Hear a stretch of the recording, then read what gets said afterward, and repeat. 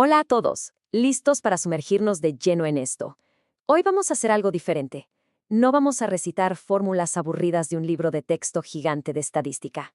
En lugar de eso, vamos a ponernos el sombrero de detective para investigar cómo descubrir la verdad oculta en los datos usando una de las herramientas más poderosas que existen, la prueba T-de-Student. Piénsalo así por un segundo. Imagina que eres un investigador comparando dos cosas. Digamos, midiendo el efecto de una medicina nueva contra un simple placebo. Ves que los promedios son distintos, de acuerdo. Pero aquí está el gran misterio, la pregunta del millón. ¿Esa diferencia es real o los datos te están jugando una mala pasada y es pura casualidad? Para resolver este enigma necesitamos una lupa muy especial. Y bueno, aquí tienen nuestra hoja de ruta para hoy. Primero, veremos qué es exactamente esta prueba T. Segundo, las reglas de normalidad y homogeneidad. Tercero, cuándo usar métodos no paramétricos. Cuarto, revisaremos una tabla comparativa súper útil. Quinto, pasaremos a un caso práctico paso a paso. Y, para terminar, el gran veredicto del valor P. Así que, punto número 1 en nuestra lista, ¿qué es exactamente la prueba T-de-Student? A ver, el truco aquí es entender por qué existe esta prueba.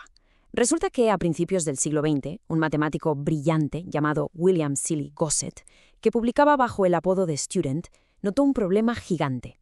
Las herramientas estadísticas de esa época eran geniales si tenías miles y miles de datos. Pero ¿qué pasa si solo tienes, no sé, 15 o 20 observaciones y ni idea de la desviación estándar de la población general? Bueno, él inventó esta distribución T-de-Student específicamente para esos casos difíciles de alta incertidumbre y muestras pequeñitas, ya sabes, de menos de 30 elementos. Y fíjate cómo funciona esto visualmente, es brillante. La curva más bajita y ancha, la que tiene pocos grados de libertad, es la distribución T. La otra, la más alta y delgadita, es la distribución normal perfecta. Básicamente la distribución T es una versión más flexible, más cautelosa. Como tenemos pocos datos, no estamos tan seguros, ¿verdad? Por eso tiene esas colas más anchas, como para acomodar el riesgo y reflejar esa incertidumbre. Pero ojo, a medida que consigues más datos y superas las 30 observaciones, ¡pum!, la curva se vuelve más puntiaguda y se convierte prácticamente en una normal clásica. Pasemos al punto 2. Normalidad y homogeneidad de varianzas, o sea, las reglas de oro que no podemos romper. Miren, la prueba T es súper útil, pero es bastante exigente. Tiene 4 reglas fundamentales. 1. Los datos tienen que ser medibles y continuos.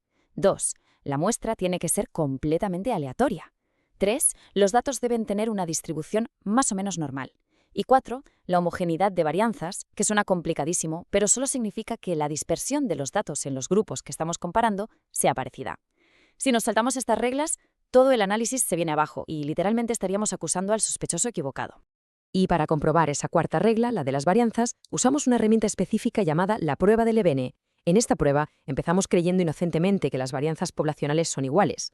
Pero, alerta aquí, si el resultado estadístico, el famoso valor P, sale por debajo de 0.05, eso es una bandera roja gigante. Significa que las varianzas definitivamente no son iguales. La escena del crimen está contaminada. Pero tranquilos, que hay un plan B si esto llega a pasar. Lo que nos lleva directo a la sección 3. ¿Cuándo nos quedamos con la prueba T y cuándo saltamos a un método no paramétrico? Digamos que descubres que tus datos simplemente no son normales. Tu primer movimiento táctico es hacer una transformación logarítmica para intentar suavizar los datos y salvar la prueba T. Pero si ni siquiera eso funciona, o resulta que tienes un grupo súper pequeño con menos de 10 datos, olvídate de la prueba T. Tenemos que sacar nuestro comodín, la prueba U de Mann-Whitney. Esta prueba es genial porque es nuestra red de seguridad. No exige que los datos sean normales. Bien, punto número 4. Vamos a ver los diferentes tipos de pruebas T que tenemos en el arsenal. Si volvemos a la prueba T, hay 3 versiones principales. Primero, tenemos la prueba T de una muestra, que usas para comparar tu único grupo contra un número que ya conoces. Digamos, quieres saber si la frecuencia cardíaca promedio de tu grupo es exactamente 65.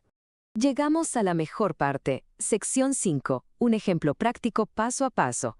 Vamos a abrir el expediente de un caso real.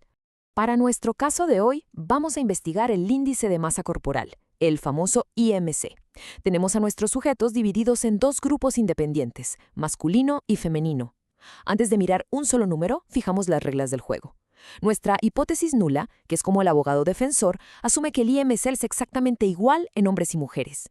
Nuestra hipótesis alternativa, el fiscal de nuestro caso, asegura todo lo contrario, que el IMC es estadísticamente diferente entre ambos géneros. Aquí tenemos la evidencia clave tal como la escupe el software de análisis. Si miramos la primera parte, la prueba de Levene, vemos un número súper importante en el valor de significancia, 0.003. ¿Se acuerdan de la bandera roja que mencioné antes? Bueno, 0.003 es muchísimo menor que 0.05. Así que, ¡bam!, las varianzas no son iguales. Y como no son iguales, tenemos que ignorar por completo la primera fila de resultados y enfocar toda nuestra investigación en la fila de abajo, la que dice no se han asumido varianzas iguales. Ahí es donde radica la verdadera precisión para este caso. Y ahora, el clímax de la investigación. Sección 6. El veredicto del valor P. El juicio final. El número exacto que nos da la computadora, buscando en la columna de significancia de esa fila inferior que acabamos de identificar, es 0.392. Vale, pero ¿qué significa este número en la vida real? La regla universal en estadística es usar el umbral de 0.05.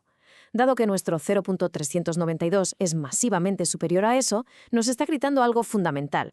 Nos dice que si en la población general los hombres y las mujeres tuvieran exactamente el mismo IMC, aún tendríamos más de un 39% de probabilidades de ver la diferencia de nuestra muestra por pura casualidad. Es un riesgo altísimo. Por lo tanto, fracasamos en rechazar la hipótesis nula. El veredicto final es que, estadísticamente hablando, no existen diferencias reales en el IMC entre géneros en este estudio. Cualquier pequeña variación era simplemente ruido en los datos. Cerramos el caso por hoy, pero quiero dejarlos dándole vueltas a algo. La verdad en los datos depende absolutamente del tamaño de nuestra lupa.